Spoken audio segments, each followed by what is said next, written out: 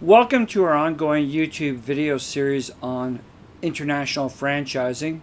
My name's Christopher Neufeld and I'm a franchise lawyer. And in this particular YouTube video, we're going to be discussing some of the key things with respect to franchising your business into Canada.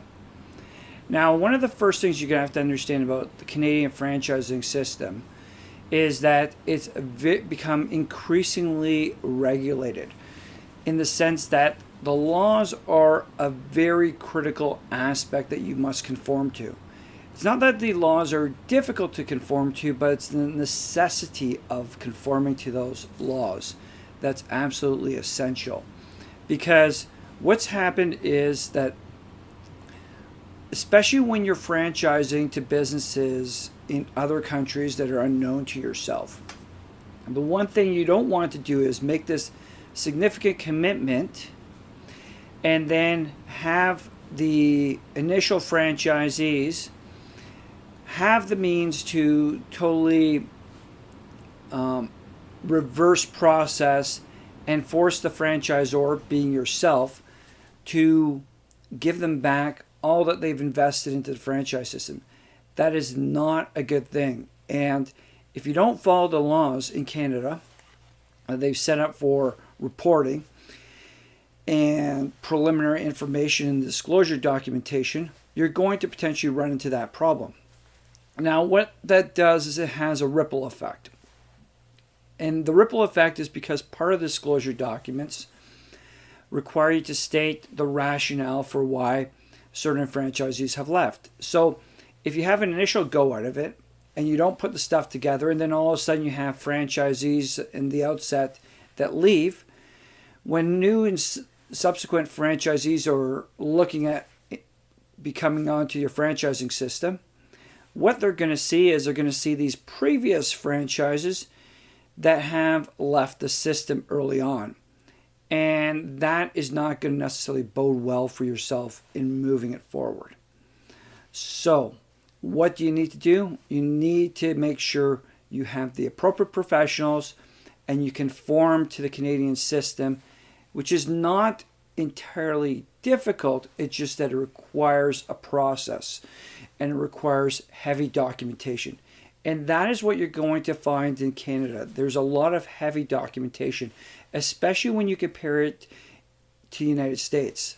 As a lawyer who practices both in the United States and in Canada, I can tell you there's significant differences in the two, and the documentation level tends to be far heavier in Canada. And it's going to go through a lot of other documentation, not only the franchising agreement and the disclosure document, but other documentation you're going to be dealing with. Whether it's the leasing arrangements that you partake in, sometimes you're going to have a role in the leasing, the financing, the employee manuals, the employee obligations. All this documentation is very intensive.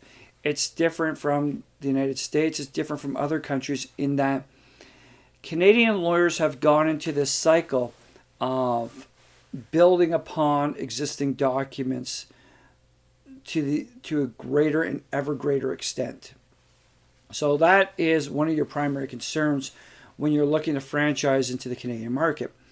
Another is understand the market. And that goes without saying. Every country has different peculiarities.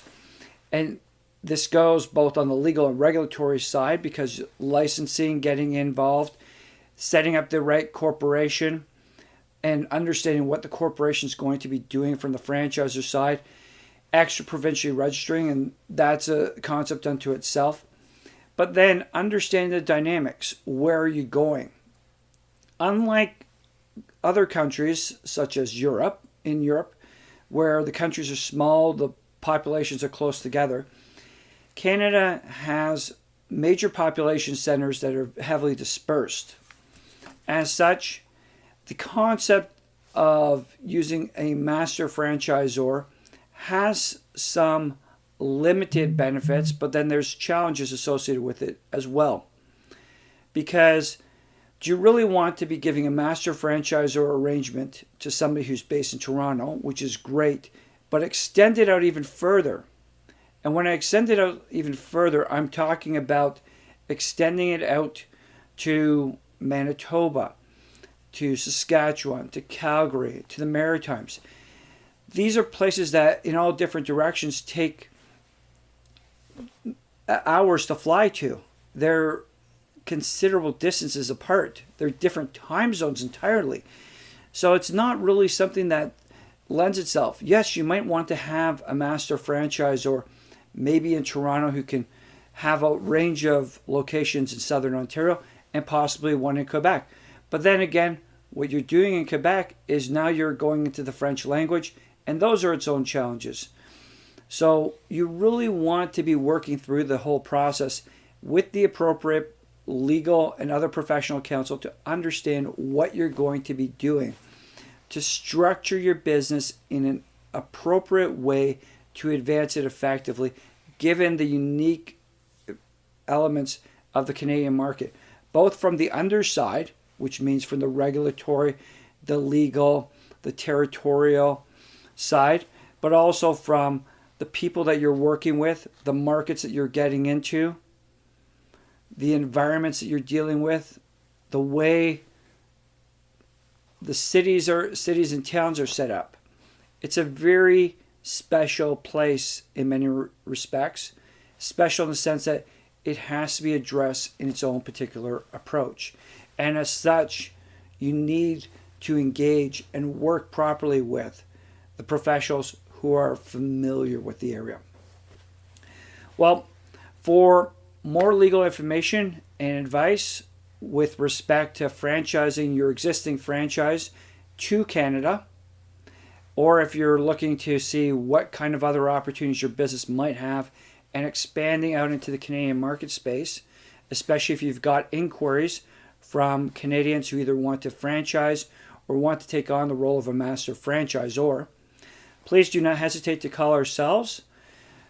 We provide our information with this YouTube video and are always more than willing to work with people such as yourselves who are looking to expand their business into Canada and to succeed and meet the unique legal and business challenges that come with every country, including those that you find in the Canadian market space.